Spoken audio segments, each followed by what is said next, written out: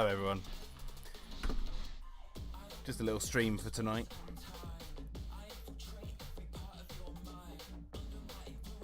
Fancied myself a little stream while I'm painting this dinosaur.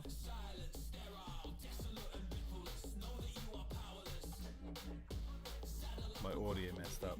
Is it really loud or something? What's going on with my audio?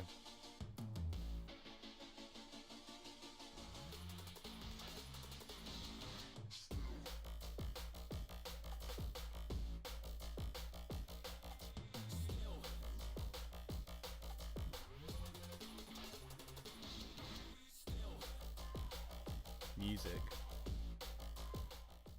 Is the music too loud? Let me turn it off. Let me turn that music off. How about we just have something different in the background, hey?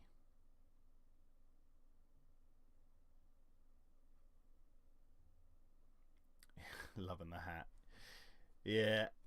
I bought this actually a while ago. It's like a gag prop for a video that I haven't really got around to making. And then obviously with the assassination the other day, I was like, well, it's a good day. Or assassination attempt, should I say. I was like, that's a good excuse to crack it out. Why not? So what was going on with the music? Was it like too loud? Was there any more information about what was going on with the music?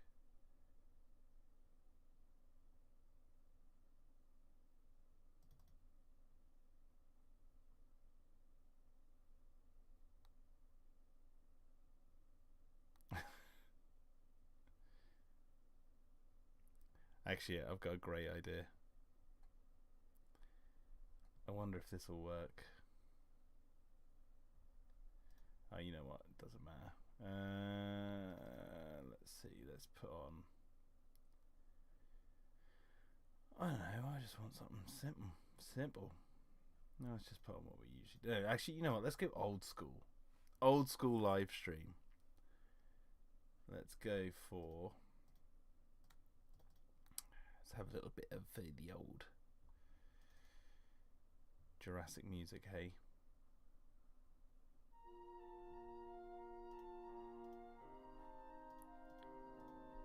Now, is that coming through okay?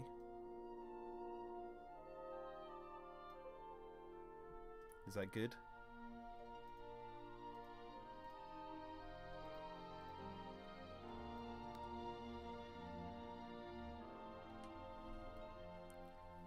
Sounds good. All right.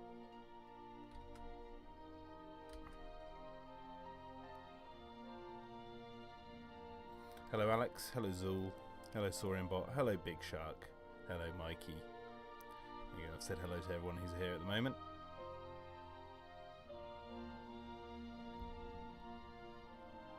I don't know how long I'll be streaming for tonight. Like I usually do, I have the monitor with me for if my daughter wakes up.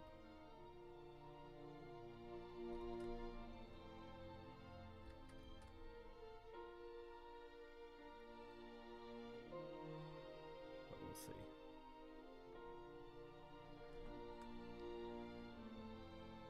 Oh yeah, just so everyone's clear, it doesn't say Make America Great Again. It says Make Jurassic Park Great Again. Don't know if that's coming through on the screen okay, but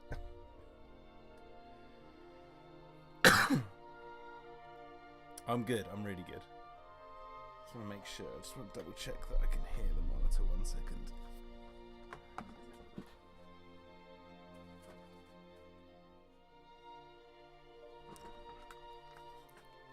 Yeah, I should be able to hear if she makes noise.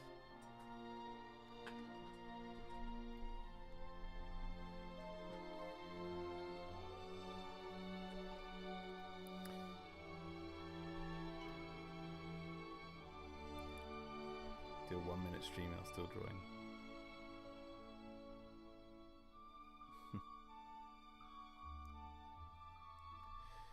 Yeah, so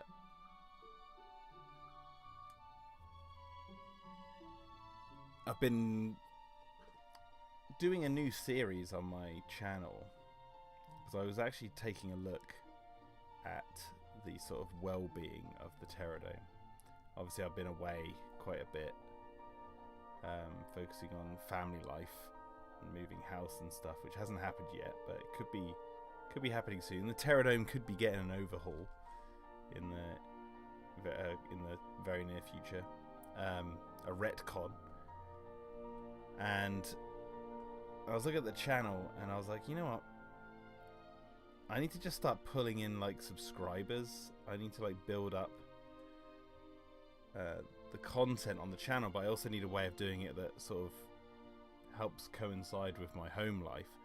So I've now started a new series called Obscure Jurassic Facts in under 30 seconds, which doesn't have to be under 30 seconds, but like around 30 seconds, and uploading them as shorts. Now, I'm not usually one who likes the shorts function on YouTube, but I noticed that they are very good at pulling in subscribers. So I was speaking to my friend Will, his channel, some of you know him from the videos on the channel. He's got his own channel, which is sort of blowing up at the moment. And actually, you know what? I don't want the leg to be like that. And he uploads shorts every other day, and I was like, okay, so if I upload a short every other day, and try and find a niche to be like the Clayton of shorts, Jurassic shorts, and instead of make like shorts that are gumpy, nothing burgers of viral content that means absolutely nothing, I actually like put out interesting information. And so that's why I thought, oh, you know what, I've got Jurassic Facts up the wazoo. Obviously, if you're a big Jurassic fan, a lot of this information is probably going to be like, old news to you guys. But for a lot of the younger people out there and other people, they might not know some of these facts, and it might make it interesting for them. Or in other words, it might make Jurassic Park great again.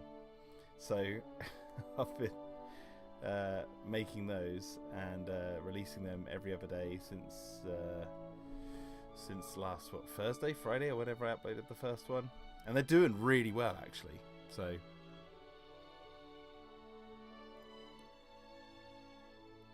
Mike Zilla says doing good. Some trying to survive the summer, going to play Alien Isolation again in a little bit. Nice, enjoy that. Hello Legendary, hello Cretaceous the Hunted. Alex asks, how do you feel about this being the last episode of Dino-Defenders Extreme you're making? Good. Yeah, really good. It's coming along nicely. I've gotten back into the swing of things now, so and I have a very clear vision of what I have left to do, and so it just means I just have to do it. And but it's got a lot. There's still a lot to do, like a lot of animation and stuff. So it's still going to be a while before it comes out, but no rush, no rush.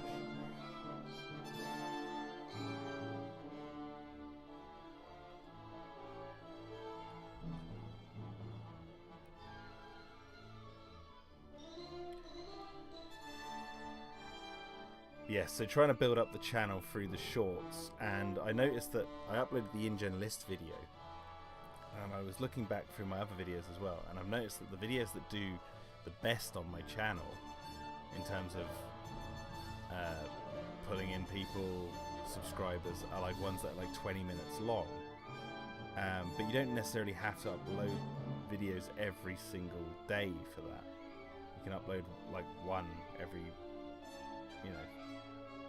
few weeks or so, and then build up the subscriber count through the shorts. So basically I'm trying my utmost to really boost the Pterodome channel and try and make this like a job, so, but we'll see where it goes. Obviously there's no such thing as sort of like an overnight success on YouTube, especially given how niche the content is on this channel.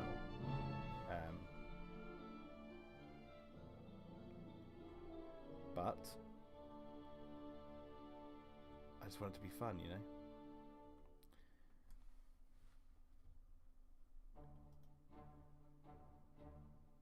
His foot's a little bit big, isn't it? Yeah, just cut it there.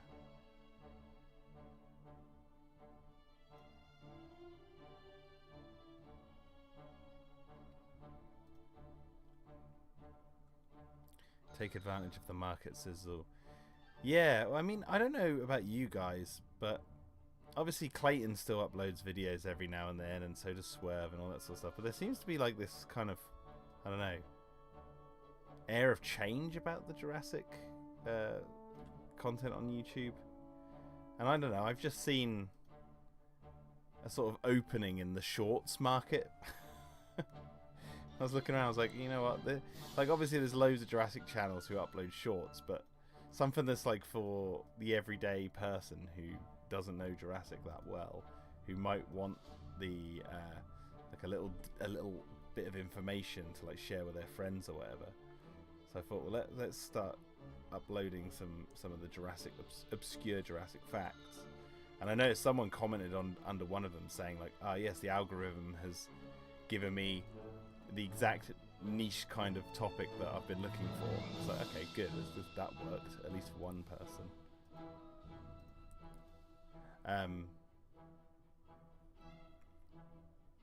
But now I've got like the arduous task of, you know, thinking of facts that I can explain in like 30 seconds that are of interest. And obviously I don't necessarily want to go entirely down the road of just repeating the things that I've made and worked on, you know. Like I'll probably eventually cover like, did you know what happened to the pteranodons at the end of Jurassic Park 3, that kind of thing. But at the moment I'm trying to pull some really obscure things out that people who are outside the fandom, maybe even in the fandom, might not even know.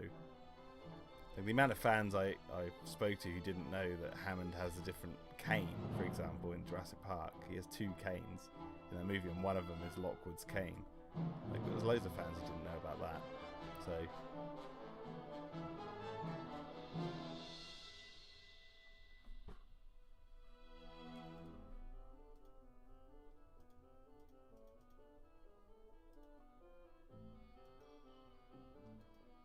hello Sebastian, thank you.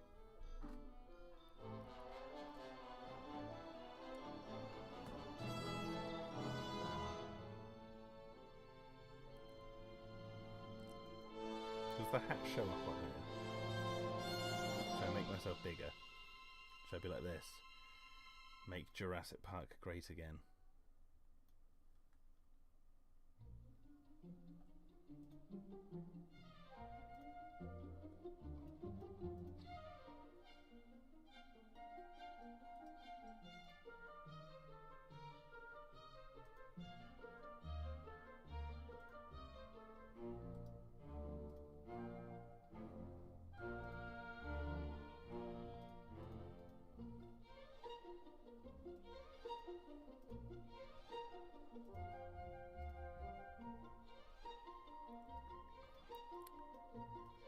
Bob, hello, welcome. He says, do you know that in the Lost World Jurassic Park, the Parasaurolophus corpse in the Rex nest was originally made for an alternative prologue? Yeah, that kind of thing, exactly. And then just quickly try and sum up that prologue in 30 seconds. And then what I can do to, like, hopefully build up content as well is I'll make 20-minute long compilation videos. Once I hit the 20-minute mark of these Jurassic shorts, I'll make a montage video that has them all in there. So, you know, if people want to watch something that's a bit longer that has more of the shorts, it's like it just creates more content. It's just like a self-repeating content creation in a way.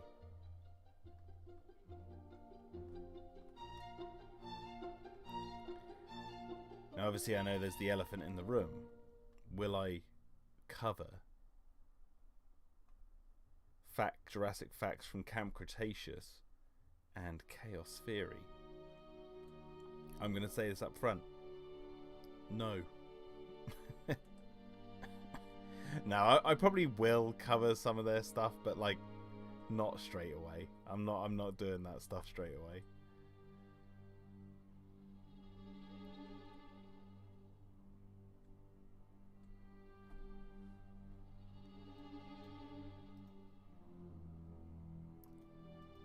When the series is like petering off and no one really gives a crap anymore, I'll start covering that stuff.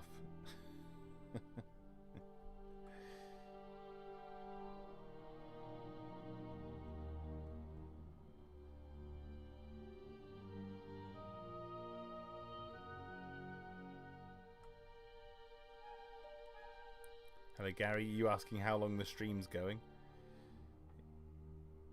I don't know. Just see where it takes us.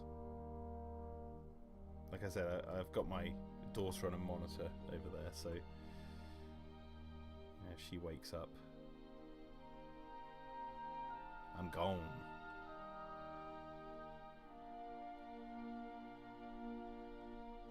Actually, speaking of which, I want to turn this music down in my ears. Hopefully the sound levels are coming through okay. There you go. Have that. Up your sound level. No, I haven't seen any of the set photos from the new movie, Sebastian. I'm avoiding all that. I'm avoiding everything to do with the new film until I see it for myself in the cinema, or unless by some miracle we're brought on to help with the marketing of the new film, and obviously we'll get told what happens in it and stuff, but I highly doubt that's going to happen. I mean, do you think they're going to look at me in my current state and be like, yeah, we want him to be working for us? I mean, they don't get the joke, they won't get the context, they won't get it. They'll just see the red hat with the writing and be like, no.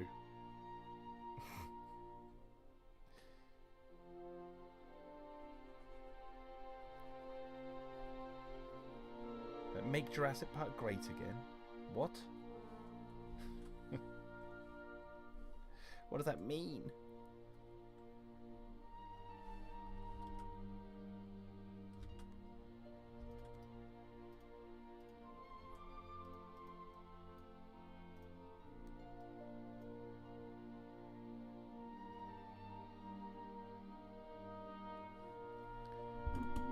Am I coming through now? Is this better volume? Is this a better volume? Wait, let me move the mic over a little bit. Is this a better volume for you, Gary? Is this good? Is my voice coming in okay now?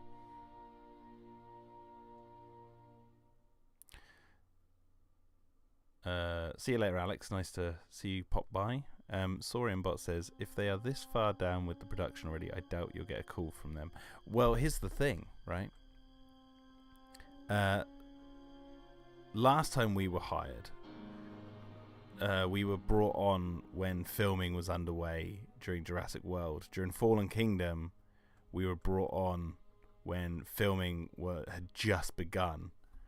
And Dominion is a bit of a sticky situation because we were brought on well before, but then COVID hit, or at least we had a talk. We didn't sign contracts or anything until, well, we didn't sign contracts till well late, because we signed our contracts in like January of 2022, and then I had to get the site and the videos out by May or whenever we released it. So it is usually around this time that we'll get a call, like during filming or whatever.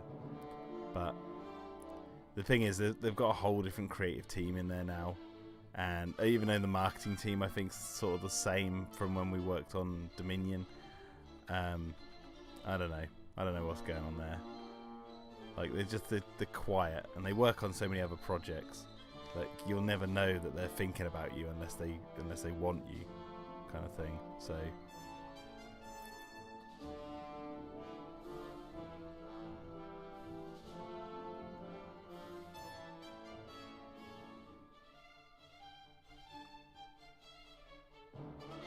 But if they did bring us back on, I would definitely. That's what I would do.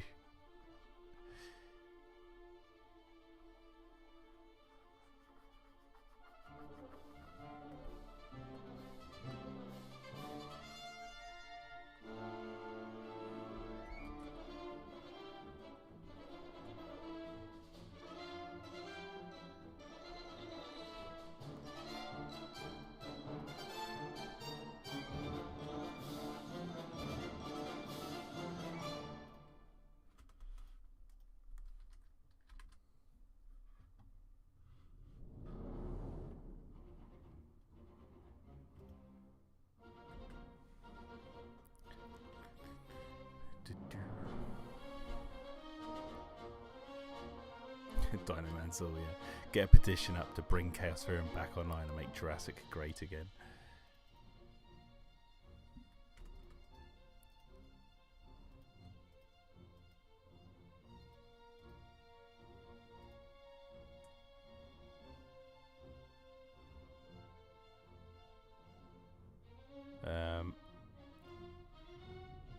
Prehistoric Beast 1984, Jurassic Horror. Is that the Phil Tippett movie?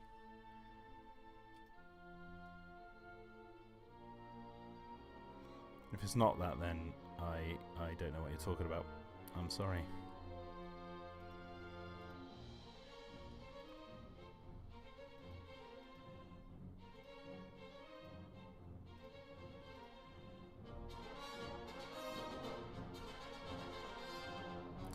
Hello, Unicast.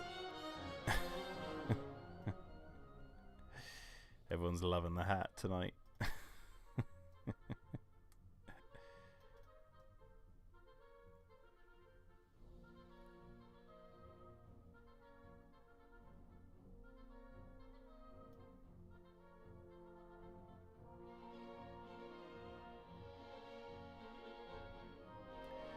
Gayfo says, does the Megaraptor still hunt for the girls, or is he about to meet the Megalosaurus? I'm not going to say. Yeah, I think you're going to have to wait about 15 years until the episode's finished. And then you'll find out. I'm not giving you that information.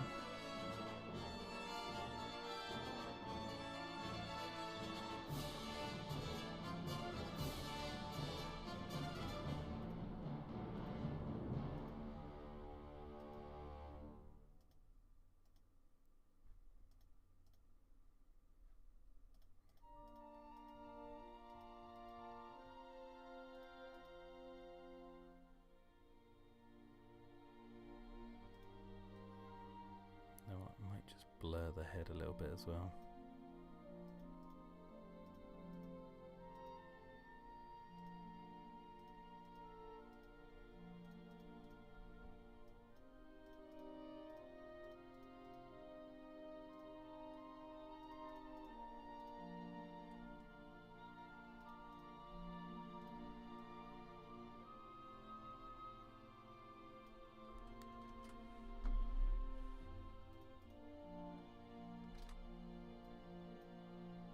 Oh, what? Wait, I didn't circle the head properly. Bye-bye.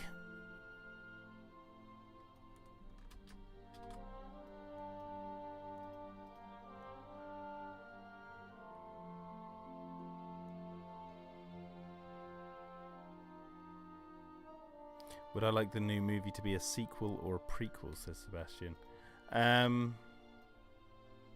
If I had to choose,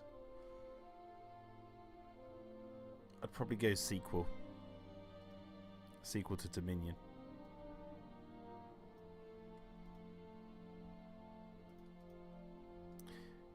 Mainly because prequel's a dangerous territory to go down, I feel. And by dangerous, I mean there's so much more riding on getting the time period to feel right. And I don't think many movies, franchise movies that do prequels, manage to fully capture the atmosphere of, you know, a prequel, you know. Even things like what Gareth Edwards did with Rogue One. Rogue One, the moment it feels like a prequel to me like for real, is when you start to see they've like CGI'd in or cropped in the actors from the original film who are in like the Rogue Squadron, and they're like fighting above the planet or whatever. Like when that happened, I was like, okay, now it feels like a legit prequel, whereas before it just feels like a modern movie. Like they would have to, in order to make it feel like a legit prequel, I feel like they'd have to go out and get the original cameras that they shot, whatever time period they're in. Just go find the original cameras, same sort of cameras, and same sort of effects and everything, and just try and emulate the actual time period that the films were made in. Because if not, it's just going to look modern, you know. I don't know. Yeah, and as Big Shaq says, they're a slippery slope, and it's like it's very easy to tread on the toes of things that like came before. Obviously, sequels do that all the time. I mean, Benjamin Lockwood. I mean, who the hell saw him coming? But like when it's like a prequel, like take for example, not that this is the greatest example of a prequel, but take Camp Cretaceous. You know, there's that moment where the kids are watching the opening of Fallen Kingdom take place. No. In no way when I watch the opening of Fallen Kingdom do I believe there are a bunch of little kids watching from the bushes. Like it just doesn't. No. And there was no other helicopter. There wasn't another team there or anything with Wu. It was just that little extraction team.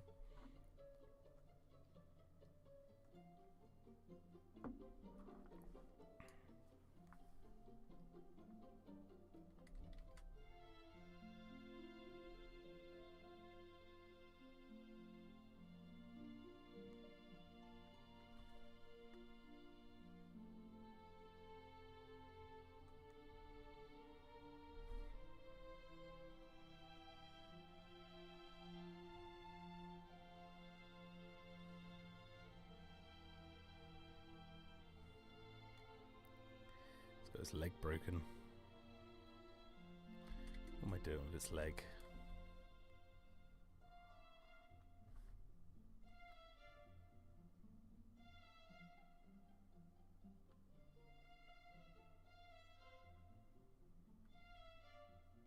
Let's give it some weight.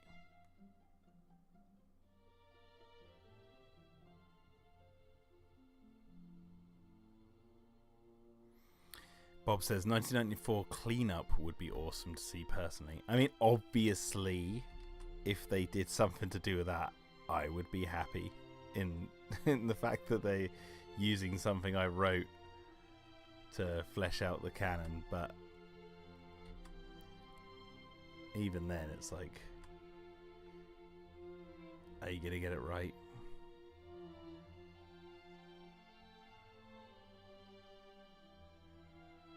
I think someone's done that, Zul, put the two together.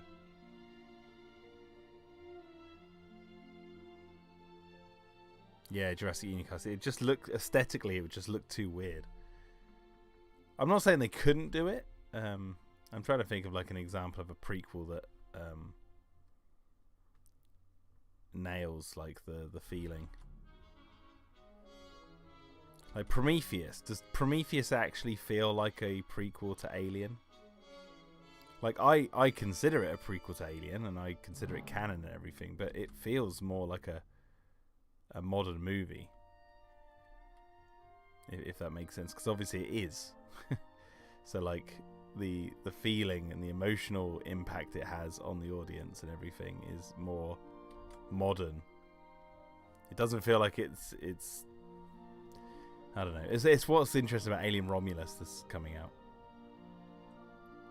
So are they gonna feel like it's a prequel, or is it gonna feel like modern teenagers running around a ship? It's just you've got such a different expectation, is basically what I'm trying to say with a prequel. Whereas if it's a sequel, it's like, okay, it's set after everything.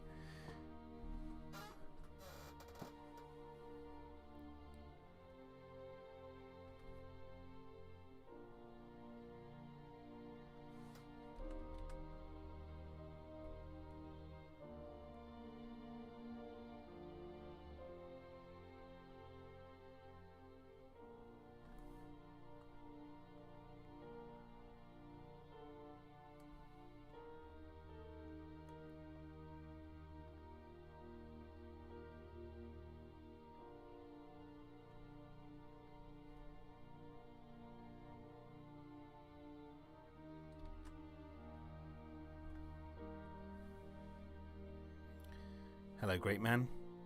Big Shug says Romulus is trying too hard.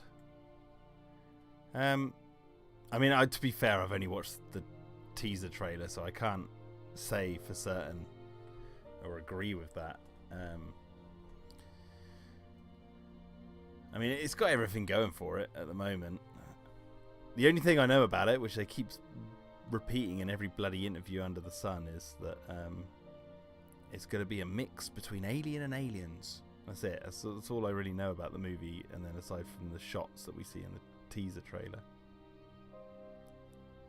I'm so glad I haven't watched everything else, because like I've seen, obviously they've revealed certain things in other trailers and stuff, and I know there was like a magazine cover that came out like a couple of days ago that showed the alien in full on the front, and I was scrolling through my timeline and I've seen it like briefly, but I didn't like linger on it. I just kept scrolling past. I'm like, I don't want to look. Don't want to look.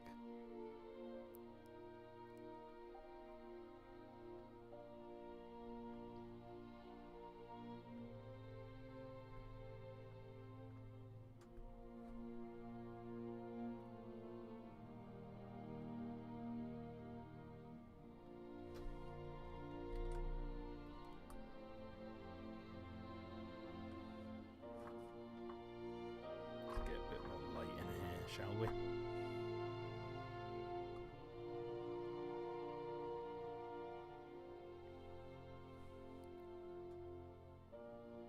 Oh, you meant the marketing's trying too hard. Yeah, I mean, it is trying too hard in terms of like I said, the whole it's like Alien and Aliens. You know, there's two classic movies. It's like a blend of those two, and it's like, okay, well, all right, well, what does it do new? But then I don't want to know what it does new until I see it, if it does anything new at all. You know what? Actually, I'm saying all this. I need to see the new Evil Dead remake because I like the Evil Dead trilogy. And so yeah, I need to see the remake. I haven't seen that yet. See what he does with that. The director, Fede Alvarez.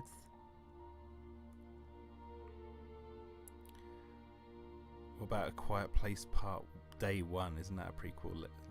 Legendary. Yeah, it's a prequel. I haven't seen it. I'm not a massive fan of like the Quiet Place story.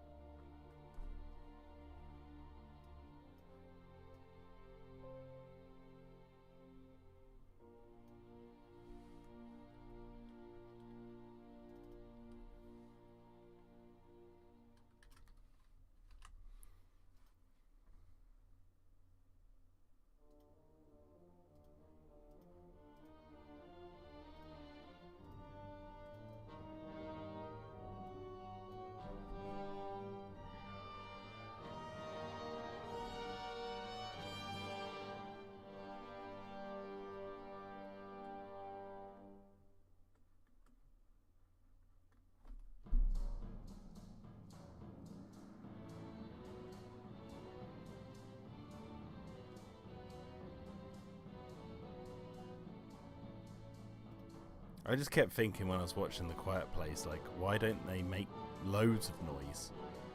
Like, why is everyone trying to be quiet and then they're getting caught? Like, they have electricity, right? They have power. Why not just put some speakers, like boombox speakers somewhere, and just blast music, and then wear headphones?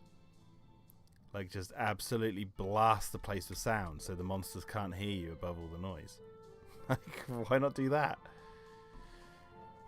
And then you could move freely amongst everything. You wouldn't have to worry about being eaten or killed or whatever.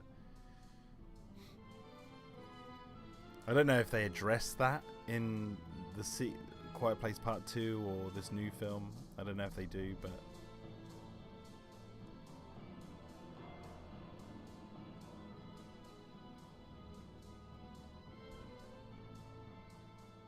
yeah, camouflage yourself with a noise.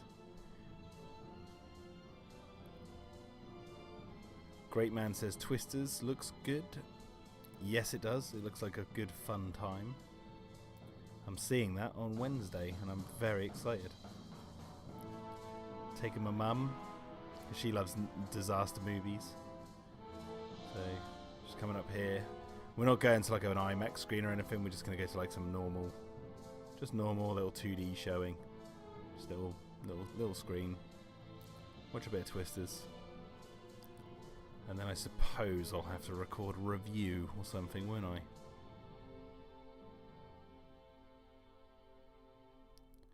Although I do have a video related to Twister that I was planning on making and releasing tomorrow. But whether I have time to do it, I don't know. And it'll be all old news to you guys, if I do.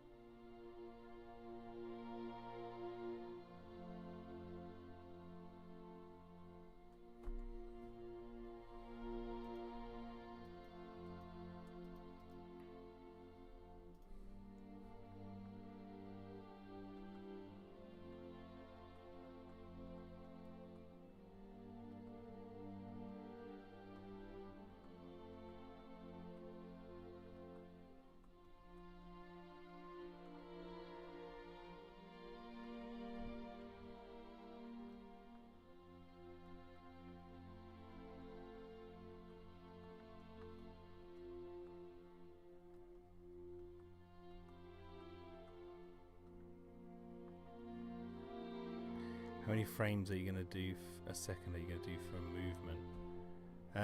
I actually don't know.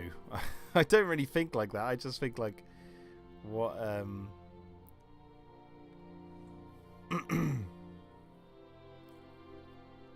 what sort of like, I don't know, looks good.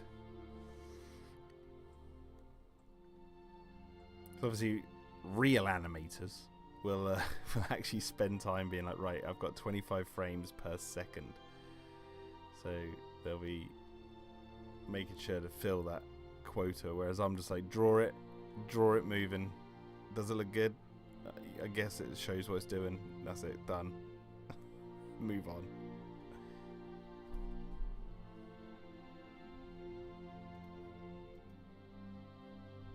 No, I don't know if I can pull it up, but I know for the 20-second long fight between the Kentrosaurus and Megaraptor, there was, oh my god, how many frames? Let me work this out.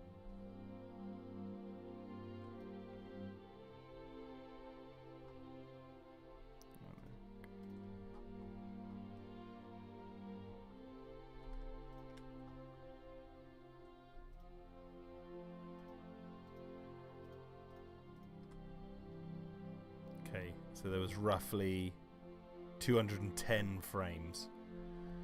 So 210 frames for the Megaraptor versus Kentrosaurus fight, and that was about 20 seconds long, wasn't it? Let me just check, let me find that frame, where is it?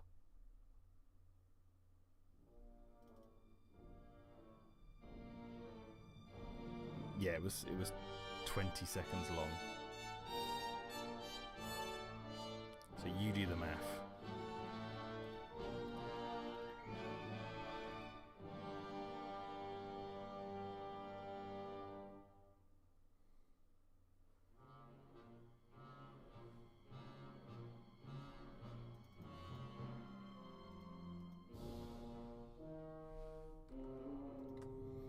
Sammy T asks, what do I think of the Ice Age movies? It's been a while. Excuse me. Since I've seen them. I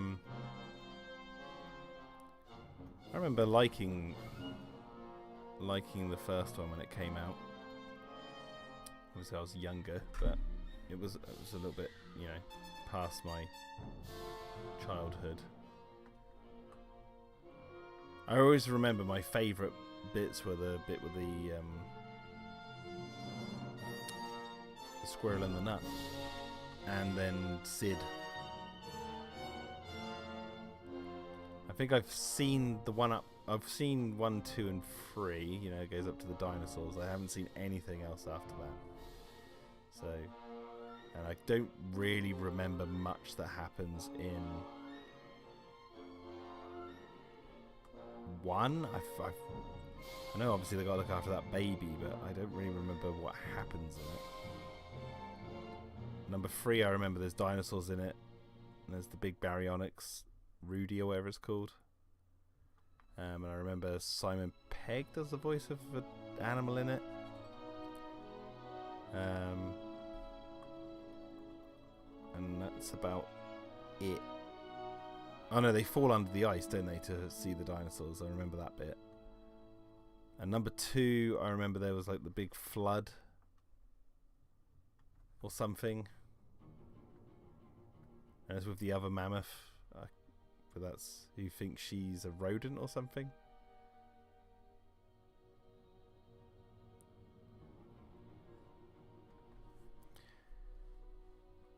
Buck Wild. Is that it? But I think the best thing to come out of...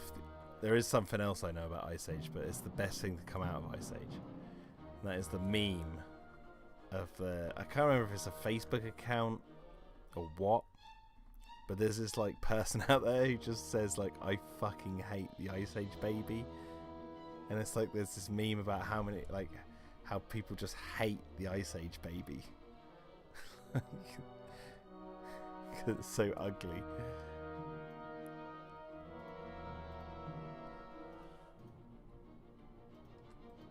So to me that's the best thing that came out of Ice Age.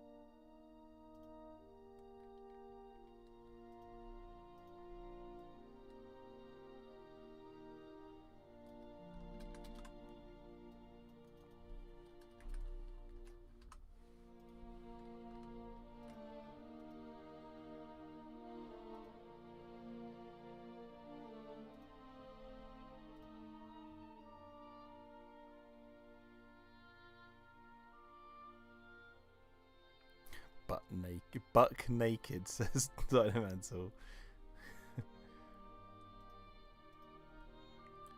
Hello, Skinny Devil Lord, says nice hat. Thank you.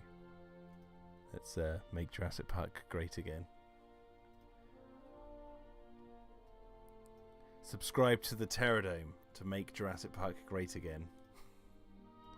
Should be my new motto.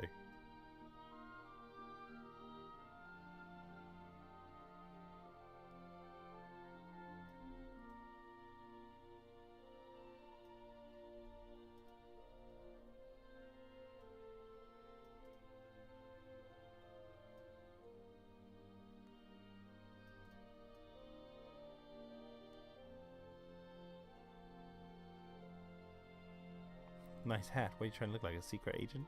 Yeah, I'm a Fed in disguise.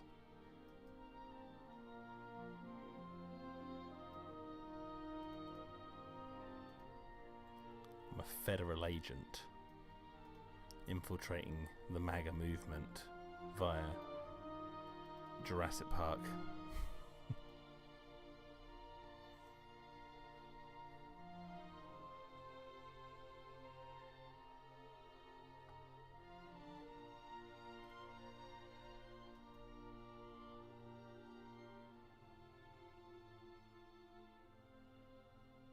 Did I have to change 210 frames or did an AI program help you out? Well, I drew every single frame, like I'm doing now. But in some respects, there is an element of artificial intelligence at play. Now, I don't mean AI as in the modern interpretation of AI. I mean, like, if you look at how I copied and pasted that head. I didn't redraw that head. I pressed the button and the computer remembered it perfectly for me, and then pasted it, copy and paste, right? So that's a form of AI helping me, because I couldn't draw this head exactly as it looked before. You know, so in that respect, there is some computer element at play. There would have been some help from a computer, like the colors on the screen, all of it. Like, I'm not making the colors and, you know, putting it down. All I'm doing is choosing the colors that are already part of this program. But yeah, every single frame I redrew, kind of like what I'm doing right now.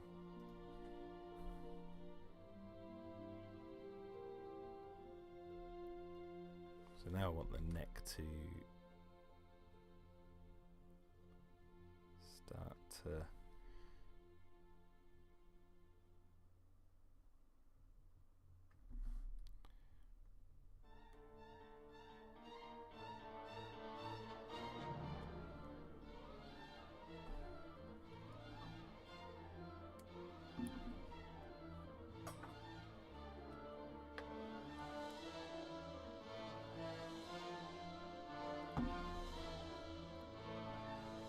YouTube's cancelled because I'm not actually streaming this myself. I didn't build the satellites to communicate with you guys. It's all, you know, done by machines.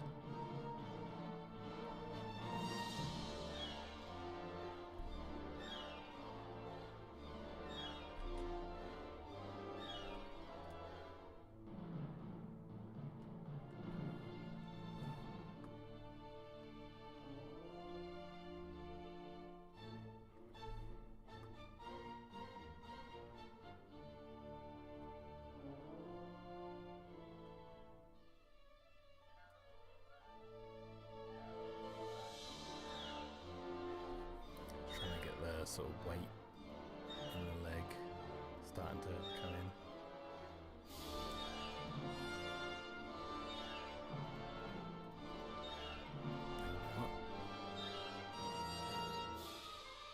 Squash that out even more.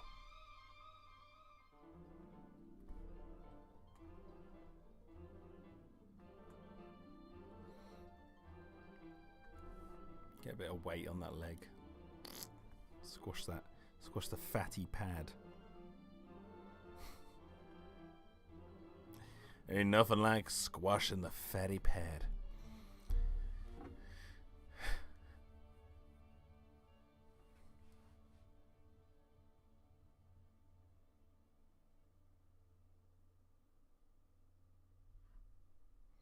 Anyone been watching any TV shows lately? Asked Legendary. I've been watching Star Trek: The Next Generation. On to season 5 now with the wife, and it's still as great as ever.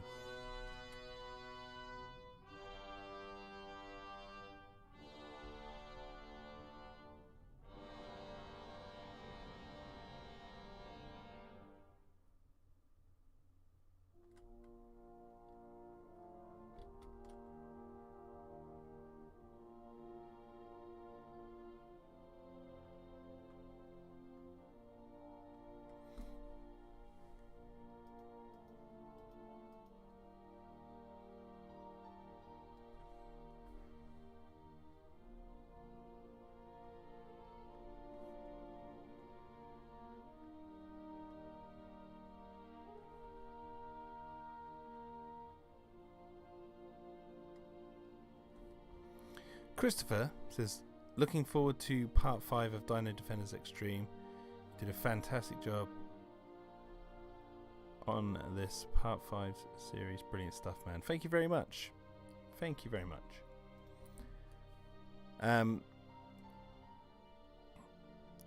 Yeah, I've been thinking, obviously, while making this, that there are things I want to change with the previous episodes that are out, because I want to make it into a movie. Obviously, some of you here know that already. I want to stick all the chapters together to make one long animated film, basically. And I've been thinking about actually the story, and there's an element that I want to change in the dialogue that actually fundamentally changes the an entire dynamic of the story. So I'm wondering if it's actually at all possible to do. I don't know if I mentioned this on a previous stream, but like I'm thinking of making it so Mia and Jess actually already know each other. So obviously in the episodes that are out right now, they meet in episode 2 and they don't know each other, like they're meeting for the first time. Whereas there's this like actual dynamic in the story that I'm like, oh, if I add in that they actually knew each other previously, it would fundamentally add a bit more weight to this whole thing.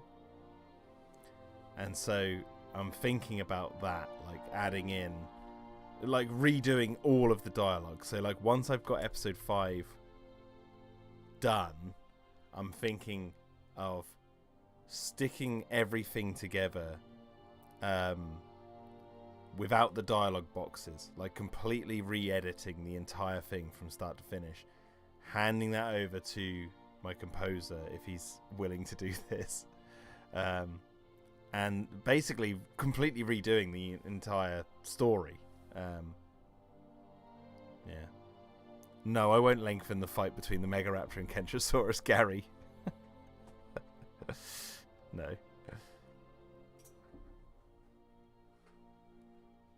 Oh, what did you think about Big Shark?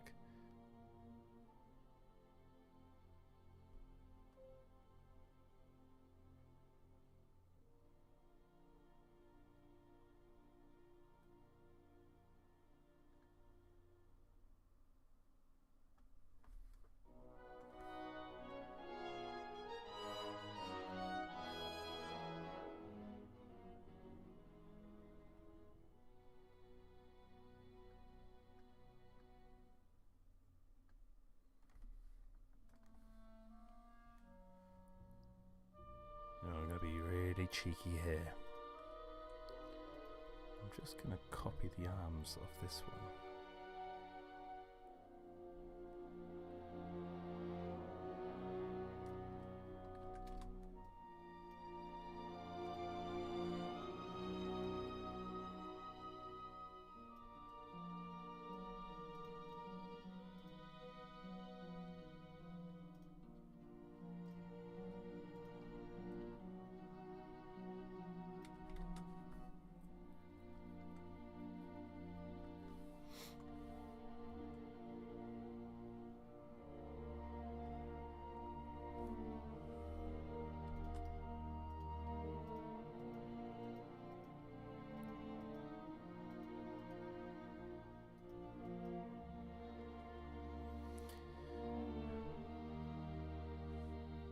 Jurassic Unicast says, the early episode, the text is too quick, but other than that, it's fun, for sure. That's because I liked doing the voices for it and found reading, it was like, oof, way too fast, but that's just one.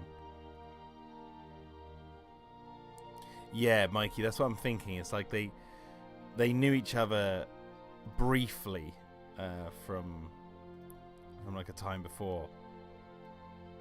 Obviously that means changing a load of dialogue in the other episodes, and like I said, changing the story essentially. But I think it would actually enhance the story and give, like I said, a bit more weight to what's going on between Jess, Mia, and everything. I'm saying this, I've been toying with the idea. It's not like I'm necessarily going to go through with it. I've just been thinking about it a lot. I don't want to commit to anything until I've got everything, done with this so far. Big Shark says, well, I thought of a lot of things, but I think it would be interesting to show the crew changing shifts. At the very least, Tigermoth taking them to the dam or wherever.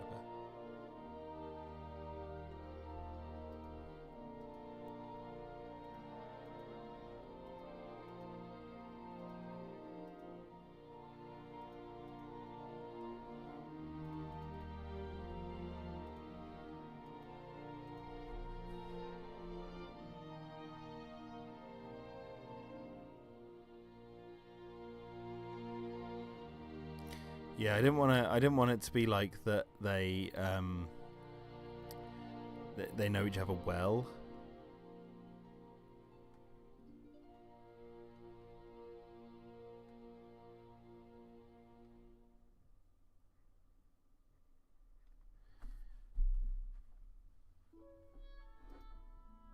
But they do recognize each other. Just something I've been thinking about. I am going to be editing the dialogue though throughout the whole series because I want to boost it. There's mistakes in there. I want to flesh out some things. I've got other dialogue to add in. You know, there's still loads of work to do.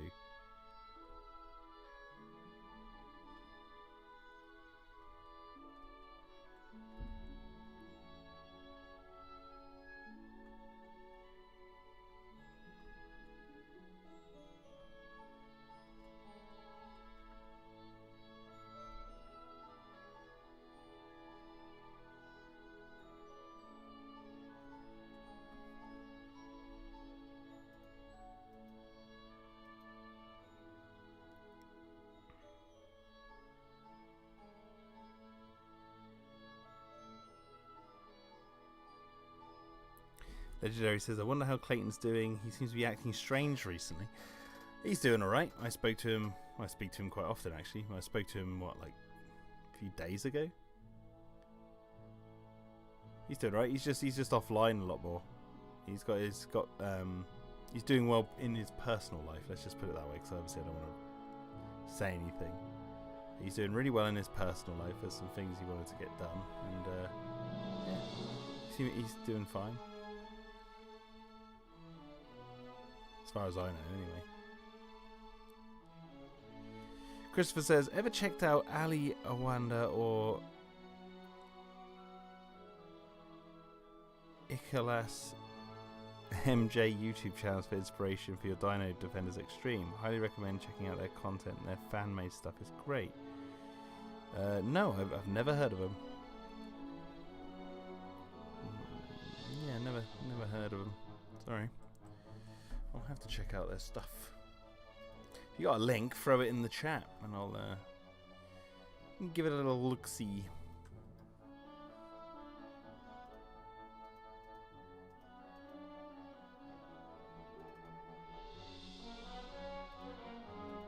Oh, Unicast knows who one of them is.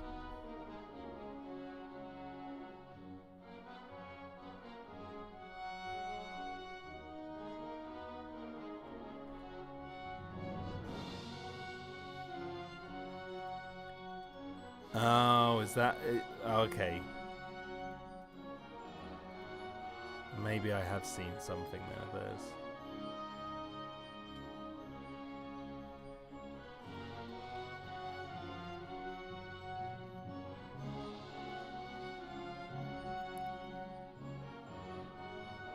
Favorite British film? Asks Great Man. I'll have to have a think about that one.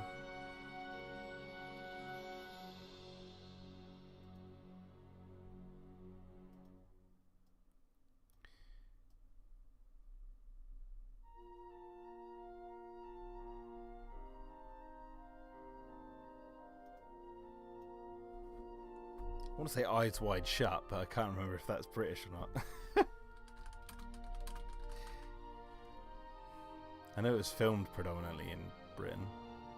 Distributed by Warner Brothers. Oh, it's a collaboration between the United States and United Kingdom. So if you want to count that, I'll probably go with Eyes Wide Shut.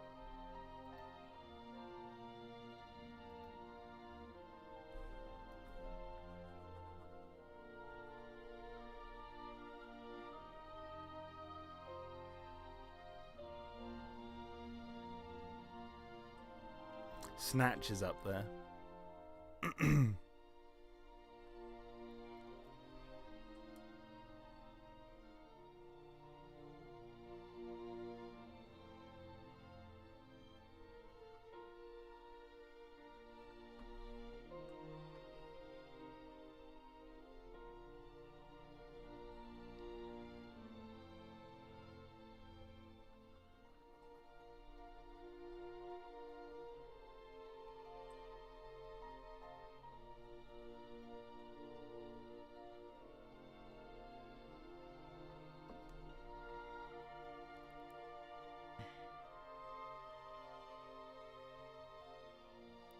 Yes, I have seen Apocalypto. I own it on DVD. Somewhere, probably packed away with all the stuff ready for the move. Yeah, the Mel Gibson movie. Yeah, I've seen it. I haven't seen it in a long time, but I've seen it a number of times. Just remember that bloody Jaguar, like, makes me jump every time I watch the movie. You know, that scene where they, like, he gets to... Doesn't he, like, burst its eye or something? Like, the eye boy of the Jaguar pops out. But, like, when that thing bursts out of the jungle and starts attacking him, for some reason that makes me jump every single time.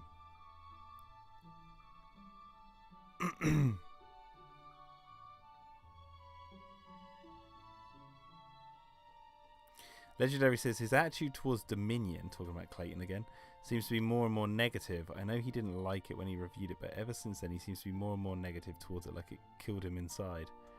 That's because he was massively let down by Dominion, because he had his expectations over here while the film was operating over here. Now, granted, and I'm part of this problem. Dominion's marketing obviously was...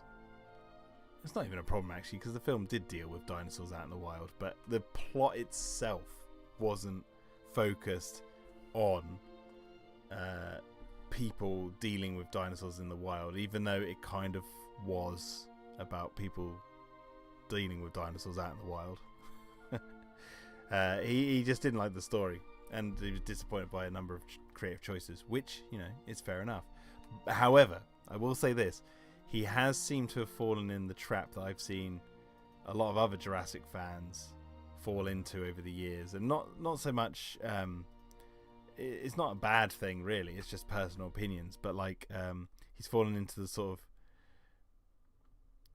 I don't know, how would you call it, like negative spiral.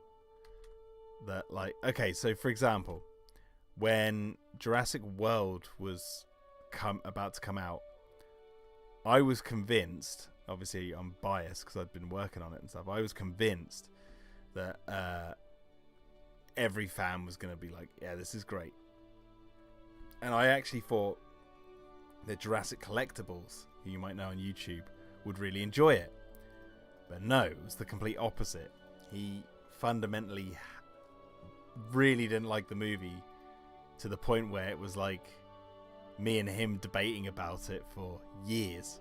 Not so much anymore, but it became every sentence that he said there was some jab at Jurassic World in there. And it's the same sort of thing has happened with Clayton and Jurassic World Dominion. Like, it's like you can make a drinking game of like, oh, how far through the video do you think is he gonna bring up that Dominion let him down? And it becomes part of like the whole persona of the person for a time. He might, like when Gareth Edwards' film come out, crack out of it, because I know Jurassic Collectibles thoughts on Jurassic World, I still think they remain the same for him today, but we can talk a bit more less debatory about it, and for lack of a better word, because he actually really liked Fallen Kingdom, and as soon as he liked Fallen Kingdom, we had something else to talk about other than Jurassic World. So as soon as Clayton finds something that is different, that he likes, that isn't Dominion, he'll move on from it. It's just the way it goes, you know.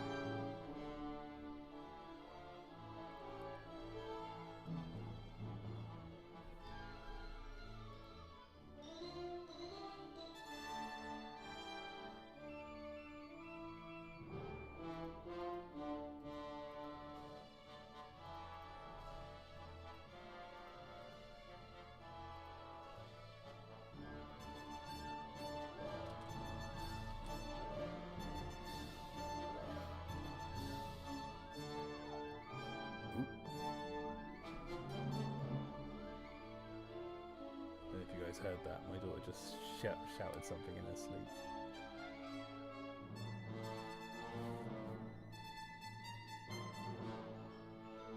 It sounded like she just went boo in her sleep.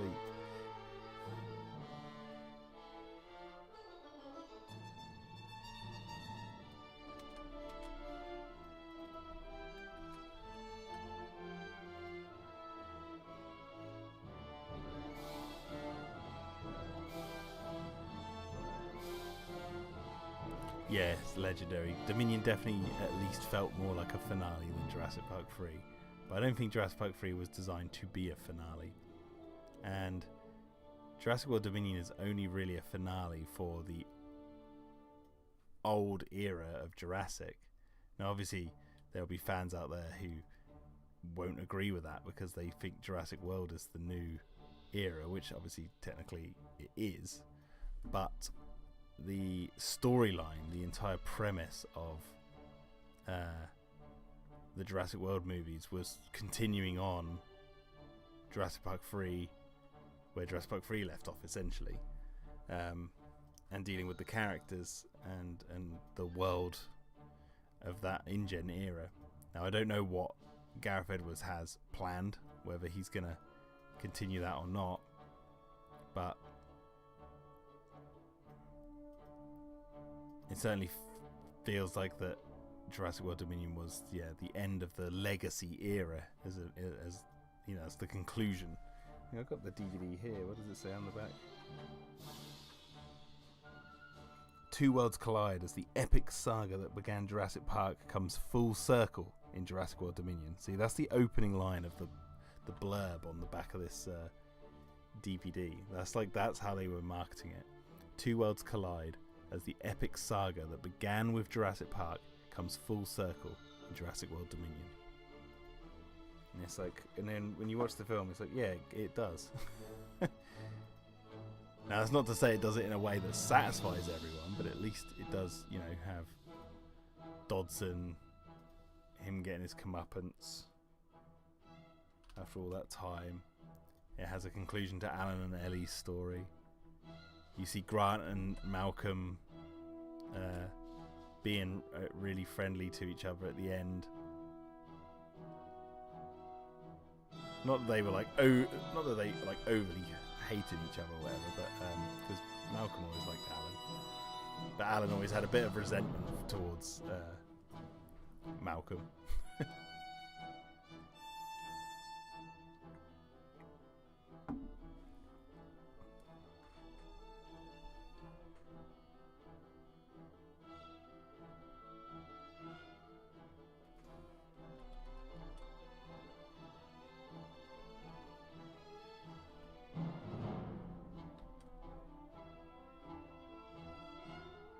Obviously Owen and Claire's story and all that gets resolved.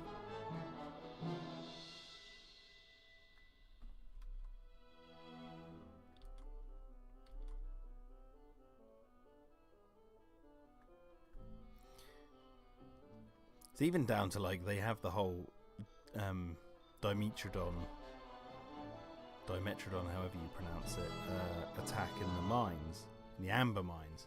It's like if you're bringing it full circle sort of narratively and visually, having a action sequence, and I know they're not dinosaurs, but having these prehistoric animals hunting the main characters in an amber mine kind of really solidifies that, in my opinion. But I also think, just as a side note, that is also a throwback to Journey to the Center of the Earth, because in that story characters get attacked by Dimetrodons in caves, so it's taking one of the oldest dinosaur stories and paying homage to it.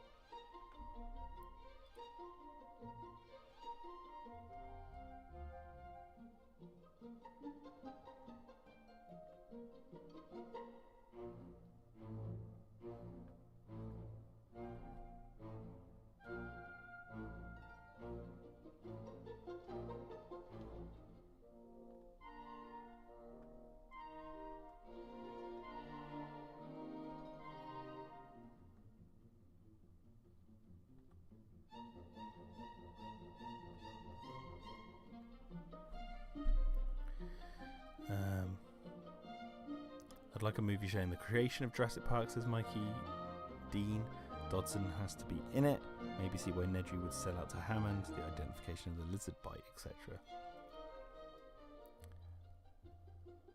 I think that kind of story would be better for like a comic book, but you know, each to their own. Christopher says, especially with them having the opportunity to have a fully grown spitter in Dominion and even Jurassic World Camp Cretaceous, but hey, there's always the dino stand inside the spitter in Dinosaur Project. Oh, right. Oh, that hideous giant dinosaur in the Dinosaur Project. Yeah. I mean, there's still room for an adult Dilo in the Jurassic canon. I mean, I know if I was to, you know, have free reign, I would definitely, you know, make Jurassic Park great again and have a adult Dilophosaurus appear somewhere.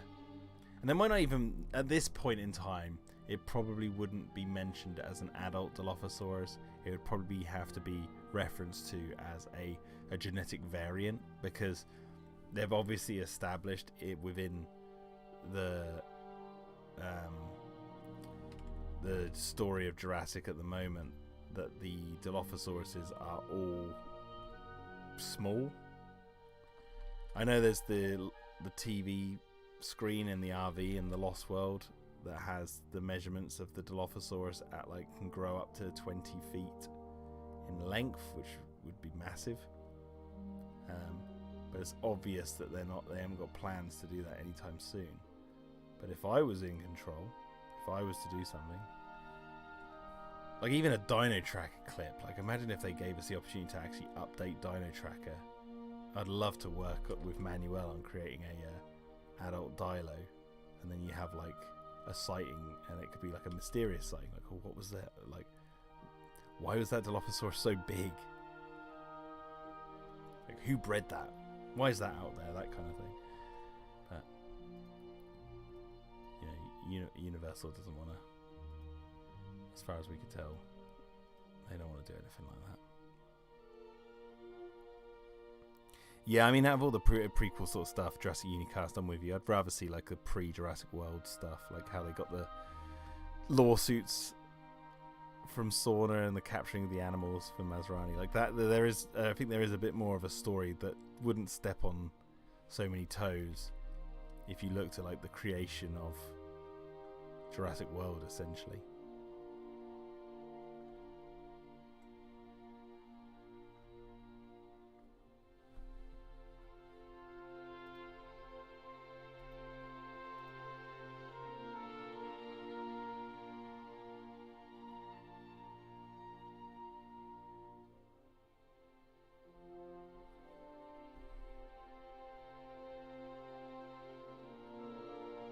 Legendary, going back up the chat now, says the Jurassic World films at least expanded the lore and advanced the idea of genetic power and how dinosaurs and man mixed together with uncertainty, while the Jurassic Park sequels had the island escapes. Yes, I mean, lest we not forget that the Lost World obviously had a lot more going for it, but Jurassic Park 3 toyed with some ideas, but it was not really anything. It was just like rescue the boy from the island full of dinosaurs. Oh, the raptors can talk, just as I predicted. Let's communicate with them to save our lives. The end. Like that's really the plot of Jurassic Park 3 in a nutshell. Like, it's that simple. Whereas, yeah, Dominion has a lot more to chew over in terms of the expanding of genetic power becoming unleashed. The fact that Biosyn released it on purpose for to try and control crops, you know, pass things onto the crops that would help them grow, but the locusts didn't die off. And they were growing bigger and all this sort of stuff, and they kept breeding super fast, so it was like uncontrollable. Dodson trying to delete the files to cover his tracks. Ramsey contacting Malcolm to sabotage Dodson's efforts. like that's just a tiny bit, and it's already like got a lot more to chew over narratively than Just Buck Free. See you, Saurian Bot. Thanks for popping by.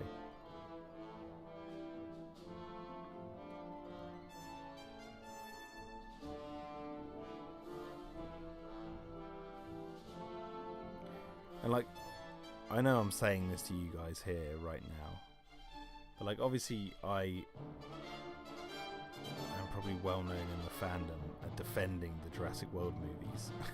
But don't get me wrong, there are a lot of things in there that I would have changed, especially in Dominion. Like, there are a lot of things. Like, I really like Dominion. I find it really interesting to watch because it's fascinating. As a fan who has been around since the beginning, it's so fascinating to watch Dominion and even think that that film exists,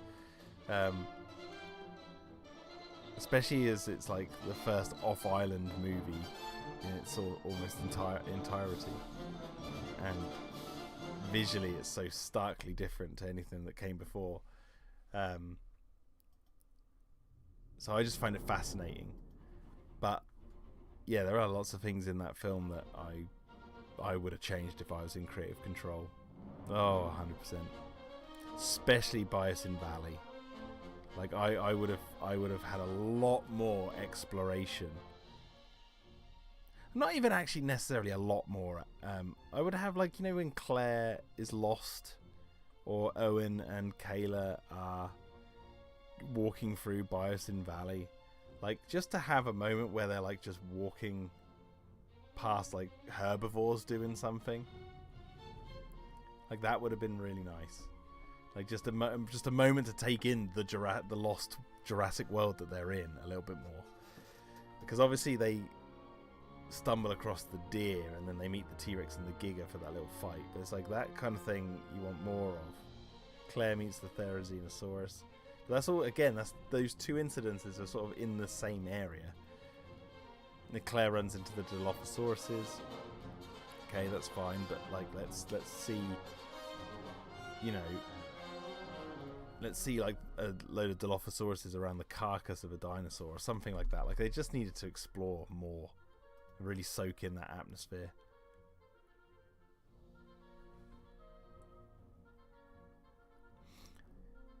And I really do wish that the Giga scene, when the Giga attacks the outpost, I'm like, that scene has a lot going for it, and there's loads of things I do like about it, but it's so disappointing, because I understand the I kind of get what Colin, I think I know what Colin was trying to go for with the Giga, right? It's the anti-Indominus, right? That's why it doesn't kill anyone. That's why it's slow, and that's why it feels way more animalistic to the monstrous Indominus Rex. Like, the Indominus Rex was this locomotive of a carnivore and was like so fast and just killed everything it came across. Whereas the Giga, so I dropped my stylus. The Giga is like this slow-paced, like methodical animal, and it doesn't act really monstrous at all. Now, I know it like goes to like eat the main characters or whatever, so you know it is trying to kill our heroes, so it does make it menacing, but it really did need to eat someone. Like, it did just need to eat a human. Like, the character Jeffrey, who appears like an hour into the movie randomly, like, it would have been a perfect opportunity. I know he's in the film after the Giga section, but they needed to, like, okay, so take the moment when Dodson turns to Jeffrey after he sees like the fire, you know, the locusts have set fire to the whole valley, and Dodson turns to Jeffrey and goes, Jeffrey, and he just shakes his head, and that's when Dodson does his freak out. If Jeffrey was Ramsey, because the next scene that you see them in is Ramsey and Dodson are in his office. Like, you could have a nice moment where he looks at Ramsey and Ramsey shakes his head, and then you've not got Jeffrey anymore in the movie, because I think that's the last time we see Jeffrey. Then you could have had Jeffrey in Like Dodson catches them on like the CCTV camera or something at the outpost and goes sends someone to go out and get them. So he goes out in a jeep with like a team of biosin agents or whatever, like workers, during the evacuation. And then when the Giga attacks, it kills one or two of them. Like that's what you wanted. Like just a bit more oomph to that whole sequence by having some characters get killed off.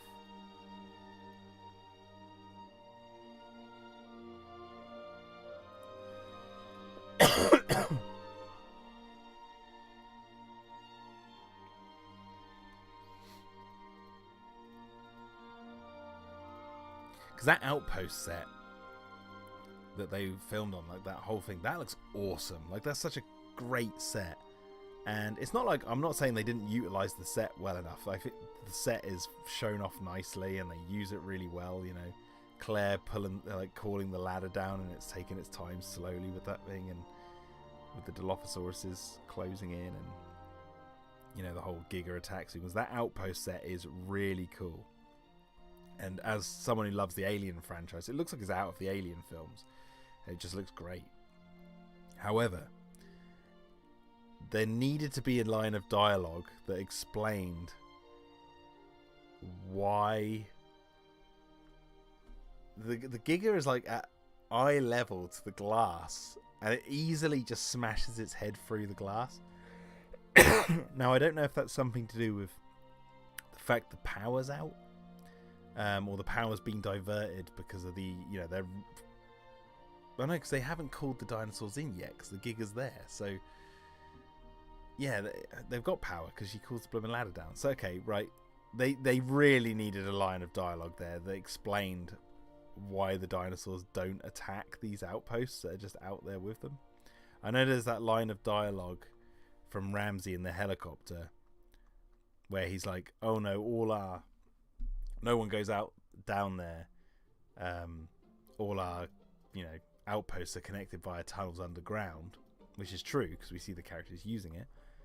However, that doesn't account for how the Giga saw everyone in the outpost and then decided to smash his head through the glass. Excuse me, I'm losing my voice. It's like they just needed a line of dialogue just to say, like, you know, there's some sort of invisible fence around it or something. Like they've got like chips in them. If they get too close to the outpost, they get shocked. That kind of, like, it just needed something.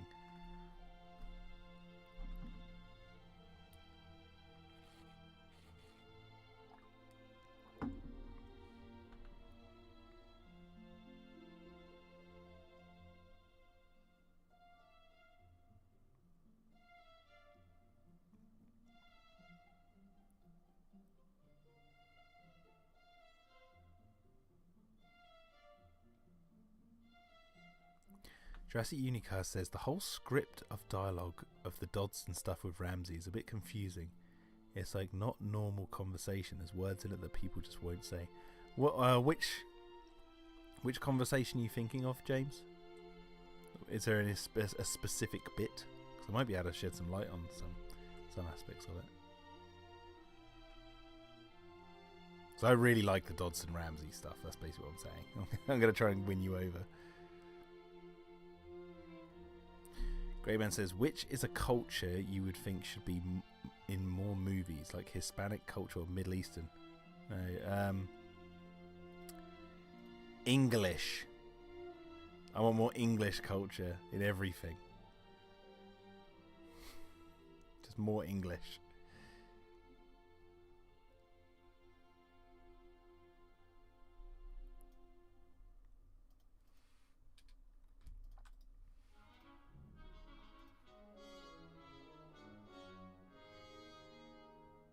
My culture, more of my culture. That's all I want. Christopher says, "What do I think of the new Walking with Dinosaurs that's coming back next year?" Yeah, I'm not overly fussed. Like, I like Walking with Dinosaurs, the original series, but I'm not massively into dinosaur documentaries.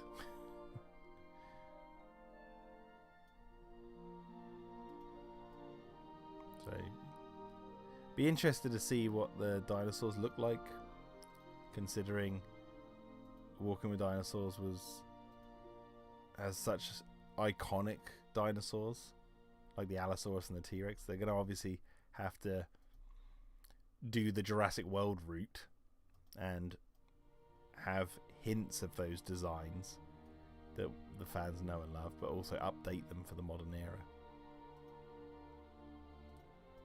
So it'd be interesting to see what they look like, but yeah, aside from that, I'm not really fussed.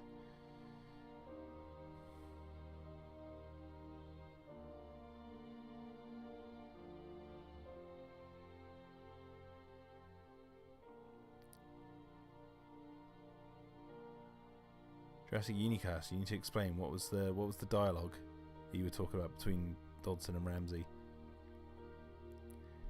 He says, I also felt completely robbed of the Owen and Grant meeting, like I was. You don't dare pan away, you don't dare. Oh, too late. DeWanda, get out of the way. I want to hear them butt heads. Colin, wanker.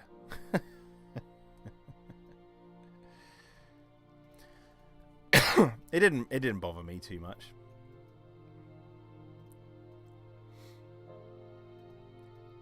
It didn't bother me because it felt, their interaction in the film to me felt real. Like it felt like that's how the characters would actually chat to one another. It's like, you got to remember, like, fans know these characters differently to how, if you imagine them as real people with what we know in the movies, how they would know about each other. Like Owen wasn't like a massively famous person. You know, when he goes Owen Grady, and then Grant's like, Owen Grady, you trained raptors. Like he has to think for a little bit, like, wait, who are you? I know your name. What is that about? And then I like that when Owen says, you know, I read your book on tape. Like, it's funny that he listened to Grant's book on tape. Again, the idea of bringing, and it's a small detail, but bringing the characters full circle, like the back of the box says, right? Grant's book in the first film gets taken the mick out of everyone, and it's like talked about as being obsolete. And then you cut to the third film, and you know, Eric's like, I liked your other book more than the new one, and all this sort of stuff. And then we see in Jurassic World, Malcolm's book is doing really well, and then like Grant, having Owen meet Grant and say that he, you know, he read his book and he liked it, is like, for Grant, that's like, oh, that's great.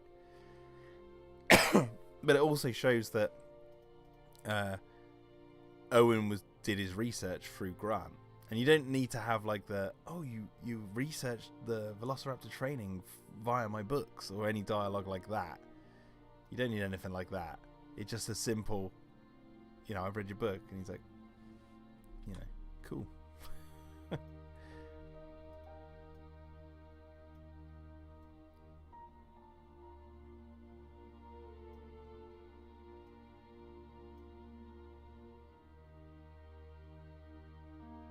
Oh, Jurassic Unicast. I think you're talking about the scene when it's revealed to Dodson that Ramsey is the one who sabotaged him, right? I think that's the scene you're talking about, because Ramsey's like looking at him with a really disappointed sort of smile, a smirky smile type thing on his face, and Dodson's waffling on about how, like, you know, money's cheap these days, that kind of thing.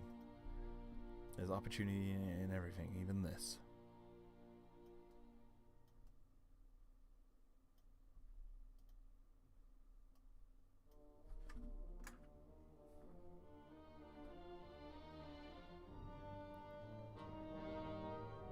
But yeah, like, going back to Alan Grant and Owen, I am a little bit disappointed that, you know, we didn't get more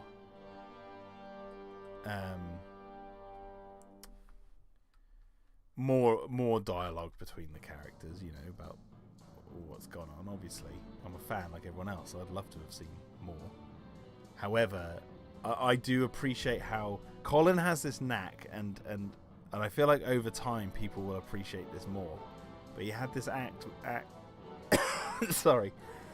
I've been ill. Has this knack, for writing dialogue that sounds like it's not saying much, but then the more you think about it, it actually says quite a lot. And I think one of the things that he did really well with Dominion, and obviously I know Emily Carmichael helped with the writing, and also the actors helped with the writing the legacy characters. One thing is, he makes the dialogue sound natural. So, like, if you think Grant knows all about raptors, he knows of Owen Grady, and Grady knows about Grant because he's been reading his books. So they're not. There's not really time at the moment we see them to really have a sit-down chat about velociraptors and all that. That would have come probably after they survived the incident, which, you know, we could have had a scene at the end of the film, I guess, but they didn't do it. But it was interesting, I thought, to have the creative choice to have Malcolm be the one to question Owen Grady. You know, just that brief scene where he's like, "Well, what did you do? Tell him to sit or whatever?" And they just comply. And then Owen explains like how it was a mutual bond and all this sort of stuff. And then, you know, Malcolm cracks the joke about his dog. I mean, the dog joke probably could have been done without.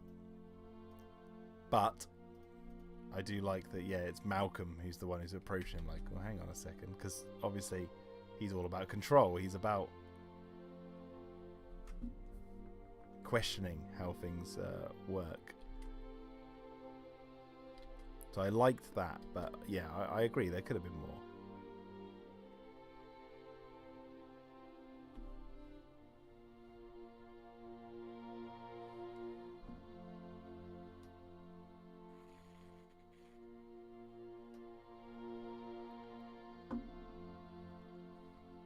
Well, see you later, Legendary.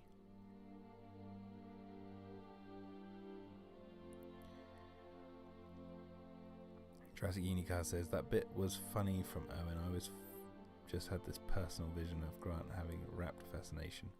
The one guy can ask about training. I wanted him to meet Blue. Yes, I mean, if there ever was an missed opportunity in Dominion, it was Grant meeting the most intelligent raptor. Like that is, no disagreements there. That's a bigger missed opportunity than, you know, any conversation Owen and Grant could have had. They could have had Grant at the scene where they give Beta back to Blue,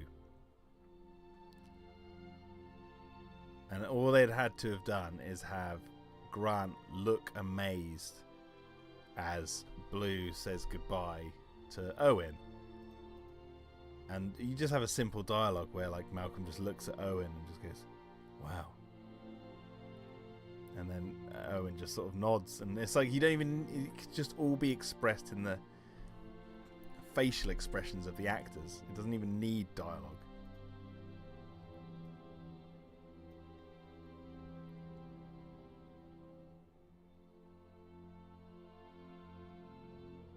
No, Christopher, it's well established that Owen is not that kid at the dig site.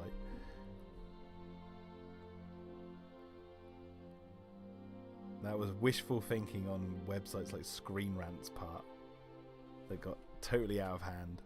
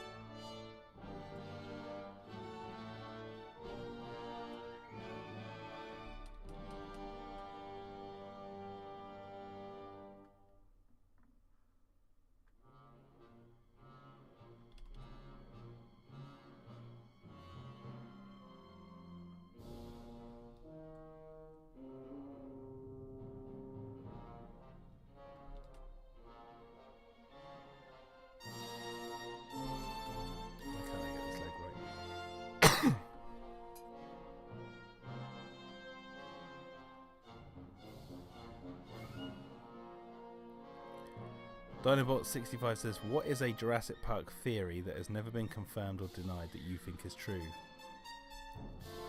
Oh, I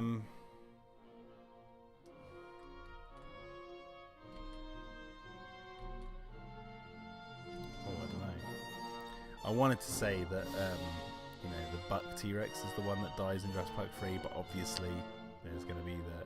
Oh, it was debunked by Colin on Twitter, so I can't use that one.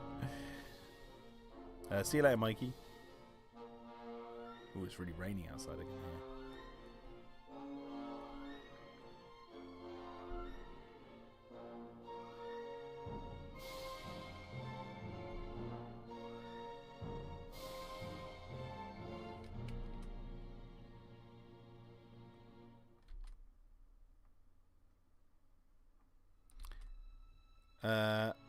I'll go with the Spinosaurus is the thing that killed the guys in the boat at the beginning of Jurassic Park 3.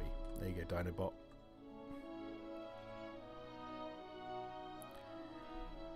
Never been confirmed, never been denied.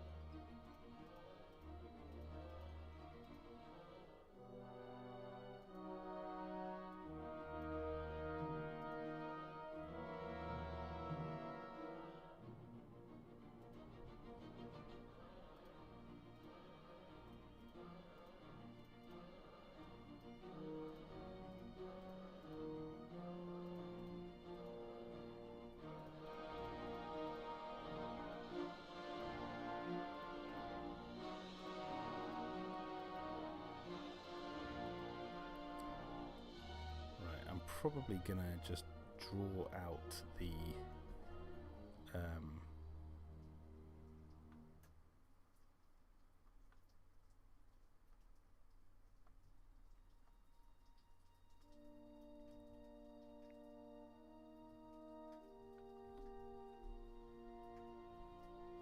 draw out the lines here, and then once I've got this one all coloured in, I will call it quits for the evening, I think.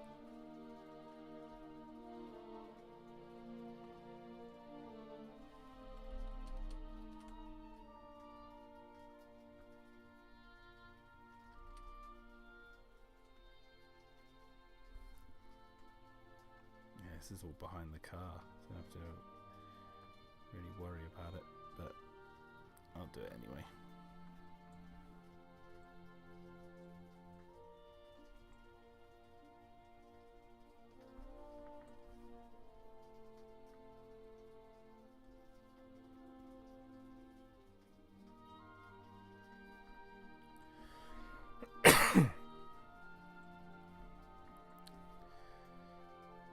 What megatheropod dino would you want to see in Jurassic Park, Jurassic World film for the future?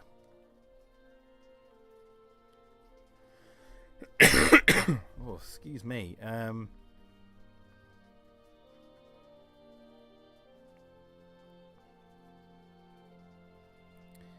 know what? I'm going to say it. I'd like to see the Spino again.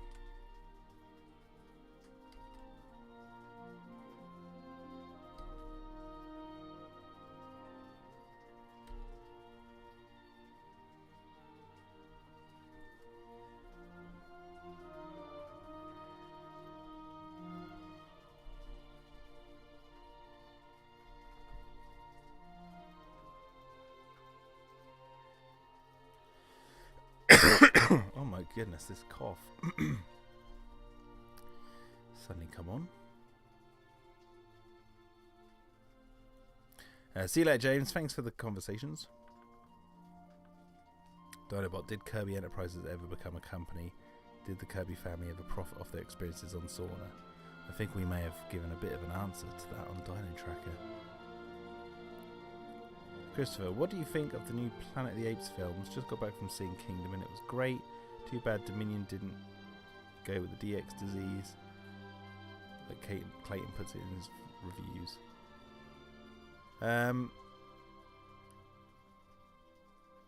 What did I think of the new Planet of the Apes films? I like the trilogy. Dawn. No, was it? Is it Dawn? No, not Dawn. Rise. Rise, Dawn, and War. I like that trilogy. I'm not fussed actually to see the new one. I'm not that interested. I think I've said in a previous live stream, it's because I'm not really into the, like, when the apes are 100% just acting like humans essentially. I lose interest. I know it's probably a good film and there's probably, you know, things to think about when you watch it, but I don't know, just aesthetically I've just never really been massively into the Planet of the Apes movies.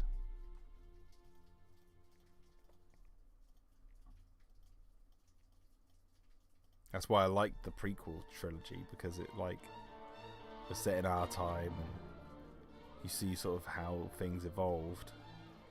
That I liked, but when you cut to them riding horses and it's more like the complete Planet of the Apes and they're hunting down like feral humans and all that sort of stuff, like post-apocalyptic is what I'm trying to say. Hey, you lost me.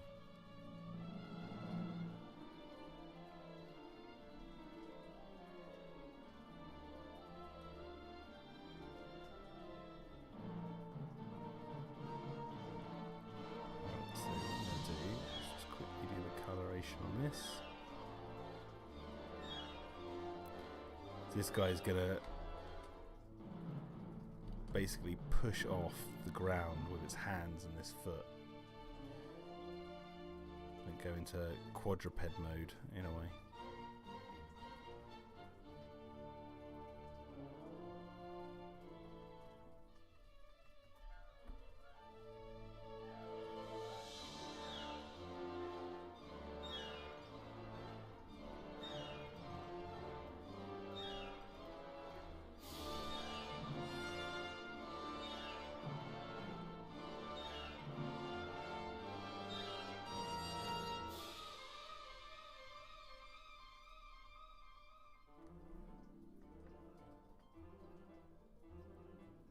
I mean, they lost me in the trailer for the new one, because like there's that ape saying like, "Oh, what a lovely day," and it's like it's just talking completely like a normal person. Whereas like when you watch the trilogy that came before, whenever the apes talk, they sounded really rough and deep and like, "Oh, see you home." All this sort of stuff, and that, to me, that actually felt, that really grounded the apes as apes that could talk, because they sounded like apes even though they were speaking English. Whereas then you cut to this new film and there's one just talking like a normal person, like, "Oh, what a lovely day," like all this sort of stuff. I'm like, yeah, you lost me. You lost me.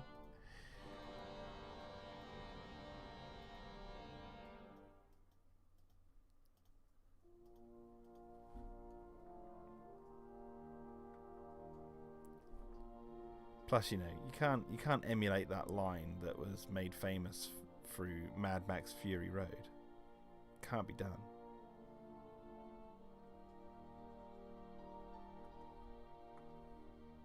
In my head, that line is just synonymous with Nicholas Hoult, whatever his name is, going, "Oh, what a day! What a lovely day!" It's like, you can't beat that.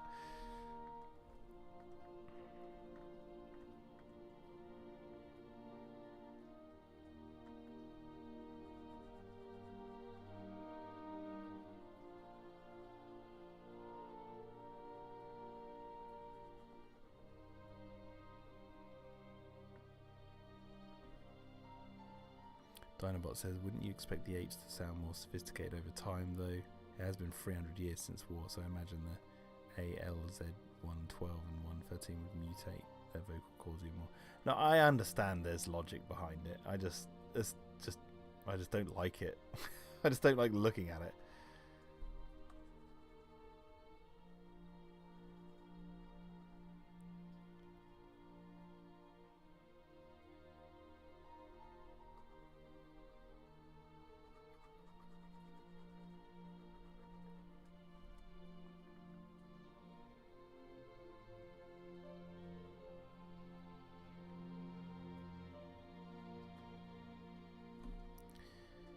Big Shook says they don't really speak clearly. It's still broken English, but yeah.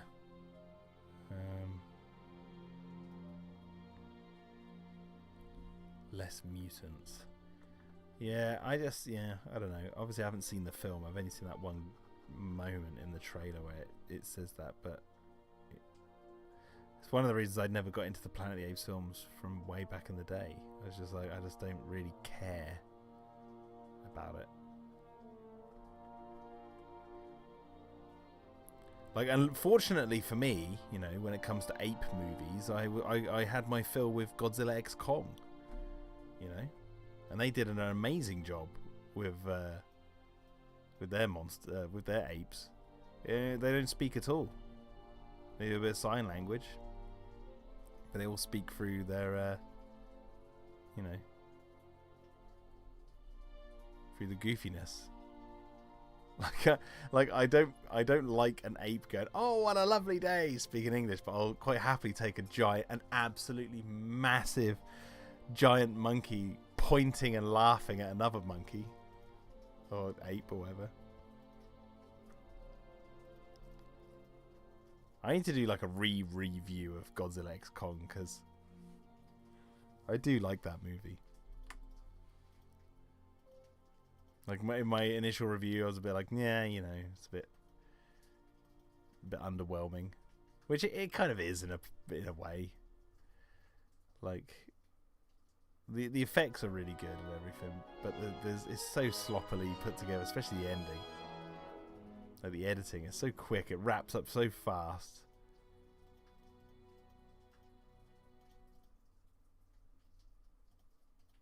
But it is a fun time. I can't deny that. It is a fun movie to watch. I watched it with my daughter the other day. She absolutely loves Godzilla vs Kong. And then obviously she watched this for the first time. And as soon as Shimu came on the screen, that was it. Game over. She was hooked. She was running around the house like Shimu. With her ice powers, daddy. Squirting. It's lovely.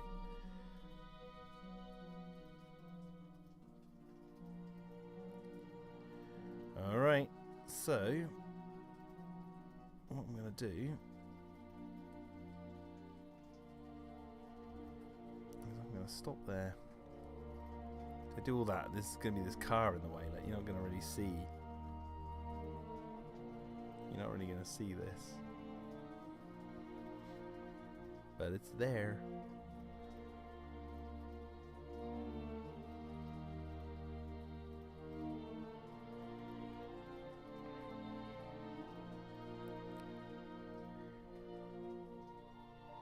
I should probably actually keep the car there. So file, save. Alright. That's it. I think we've successfully made Jurassic Park great again. And yeah, I'll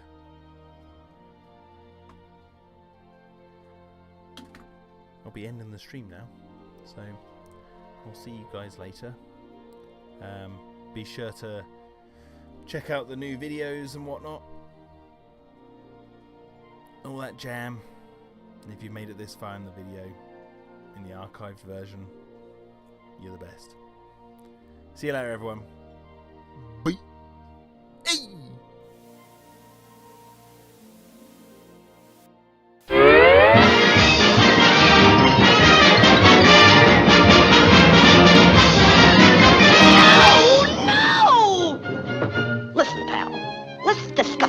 Sanely, huh? Look, I tell you what.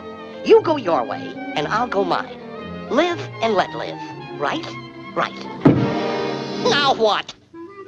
Brother, what a way to run a railroad. Now, as I was saying...